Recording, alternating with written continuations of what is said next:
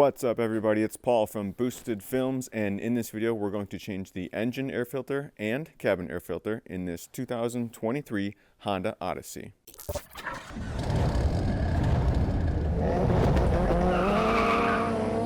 So we're going to start with the cabin air filter, and to get to that we're going to open up our passenger side door.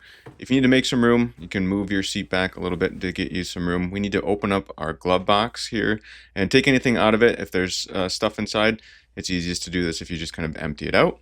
The next step will be to release this kind of soft open arm on the right side here. This kind of pops in place. So we need to use a little force here to push it down. You should hear it snap out of place. And after that, we need to actually kind of lift up our glove box just a little bit and then squeeze the insides here, squeeze the middle part, and it should slide down. These two protruding parts on each side are what we needed to get past, so this could kind of open up all the way and give us this view here behind our glove box where you can see a cover that says airflow on it and another part that has airflow on it as well with the arrows pointing down. So we need to remove this cover. And to do that, you could probably use both hands and do this little push in on both sides at the same time. I was trying to hold a flashlight so you guys could see this better. So I did the right side, I released that first, and then I released the left side, and then this cover is able to kind of pop off and out of the way. Behind that cover is your actual cabin air filter. It filters the air that comes from the outside of your car and then works through your heating system and your cooling system inside your car. And since it filters that outside air, that's why sometimes you'll see debris on top of it like there is in this one. You want to be careful if there is larger debris on the top. Try your best to keep it on top of that filter so it does not fall down into your blower motor. It's better off just getting pulled out while you pull out the filter here. This filter was a little tighter than a lot of them I've seen in the past, so just be aware that it's a little bit snug in there. So you might have to use a little bit of force to kind of pull it out all the way. Now we have our new cabin air filter here. I always like to check the old to the new, just make sure they are about the same size, same width, thickness, all that stuff. And then of course we're going to watch for that airflow direction arrow as well, so we know how to reinstall it correctly. So after unwrapping this one, I just took a quick comparison of the old to the new to make sure it should work correctly. Now we just simply slide in our new cabin air filter, again watching for that airflow direction. As you can see, airflow on the side here and the arrow pointing down. In this case I had to give this one a spin so that I turned it about 90 degrees and then pushed it in. That's the way this one wanted to fit. Again, a little bit more snug than some other ones. Doesn't slide right in real smoothly. I have to use a little bit of force and kind of walked it in side by side, again, because I was only using one hand. If you're using two hands, pushing it in, it might go a little bit smoother as well. But make sure you get in there pretty much all the way. It should be a bit beyond flush. It should be pushed in just a little bit past the edges there and just fit pretty snug. The next step, of course, is just to put on that cover that we took off. Airflow is pointing down. The arrow is going to point down as well in this case. And you're just going to kind of clip it on both sides, on the left and the right. You should hear it kind of snap in place on at least one of those sides. Possibly both of those sides will snap in place. Realistically, as long as you kind of grab it with your fingers and it doesn't just like fall right off, it should hold up just fine. Next, we've got to get our glove box back in place, and that's as simple as lifting it up. You can squeeze those sides a little bit again if you need to. But before we can close it all the way, we need to get this soft open arm back reconnected. And you can see this goes in and out, just showing you how you can pull it in and out. So you should be able to pull it out as far as you need it, and then lift it up to pop it in place. And if you want to, just test your glove box, make sure it opens and closes like it should, and you should be all set from there. So we're going to close our passenger side door and move on to the driver's side door, because now we're going to move on to the engine air filter. So the first thing we want to do is pop our hood. There is a hood release latch lever down here that we're going to pull. Once you pull that, you should hear your hood pop. Now towards the front of the vehicle, just above that Honda symbol, you can see there's this safety release we need to move as well. You can see that slides kind of up and to the right here. So that'll release your hood, and then we're going to grab our prop rod, and then this prop rod goes in this hole right here on your hood to hold your hood up in place. Here is our air filter box. There's a top half and a bottom half, and in between it is our filter that filters the air coming into your engine. There are two obvious clips on the side here close to the fender, so we're going to pop those clips off. But there is one more, so if you try moving it now, it won't quite release yet, but you got to find this 1/3 clip back here. You can see that I already unclipped.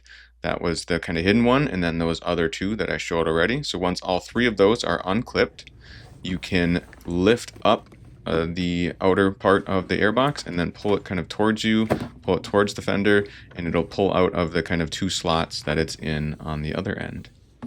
And the air filter itself does pretty much just lift up and out of place. Just like our cabin air filter, we're going to check the engine air filter as well. Our new one, we're going to make sure it looks the same as the one we removed. And of course this one does, it is the same. But it may look like this can go in both like any way that you want it to, but there is one specific way that it needs to fit. So we're going to cover that now.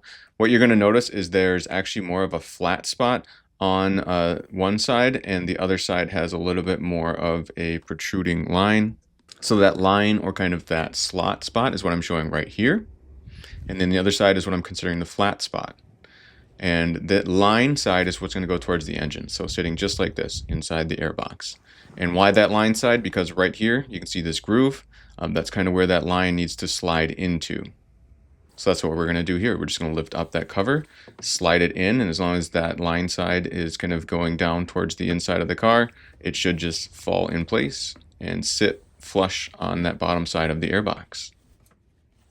Almost there. Now we just need to get this cover back in place, and this, you got to watch again for these two slot areas where it kind of pushes in place more towards where that hose connects on the kind of left side of the screen here. And this is my first attempt. I only had one side of the slot in place, so it was not pushing down all the way. So what I ended up doing here is I lift it back up and kind of made sure I had a bit of an angle at it so it's tilted down. I found pushing on this flexible hose here with my left hand helped a little bit. So I pushed that down and then pushed with my right hand to push it in towards the car. So again, just making sure those two slots, two protruding parts push in place. If it seems really hard for you to get this cover on, that means you might not have it lined up quite right with those slots. But of course I had mine lined up and I put those clips back in place. And if you are having issues getting this cover back on, hopefully this close-up shot will help you. You can see, of course, these three clips where it's clipped back in place. But again, those spots here is what I'm talking about, where you need to make sure it slides in. Make sure it's not above this other part. It needs to slide into kind of the grooves. On the front side, it's just easier to see. This rear side's a bit harder to see, but right there you can tell it's inside the slot as it should be. Now we're just going to make sure we don't have any tools or anything under the hood. So we're going to get our old air filter out of the way in this case. And then I just lift up the hood a little bit to remove my prop rod, put that down, snap it back in the place where it's meant to be held. And then typically I hold my hood up a little bit, a couple inches, and then just let it drop. And then it should be securely locked in place. And that's it. We have now successfully changed the engine air filter and cabin air filter on this 2023 Honda Odyssey. So hopefully this was useful to you. Of course, I'm just a guy on the internet, likes to document what he does. So if you want to point out something that I could have did a little better or something like that, go ahead, feel free to leave a comment in the comment section down below. And also, of course, this was a 2023 Honda Odyssey. If you want to help other people out wondering if a similar year Honda Odyssey has the same procedure as this, if you could leave a comment, that would help me out and help other people to reference the comments if this exact procedure would work for like a 2021 or 2020, 2018, something like that. This is considered to be like the 5th generation Honda Odyssey, so I think anything 2018 all the way up to about 2025 should work very similar to this, but it's always great if people in the comment section could let me know if it worked the same for their exact vehicle. So there you have it. That's about it for this video, other than the regular like, comment, subscribe. If you want to help me out, that is very helpful to me if you do comment and share this video. But as always, this is Paul from Boosted Films saying thanks so much for watching.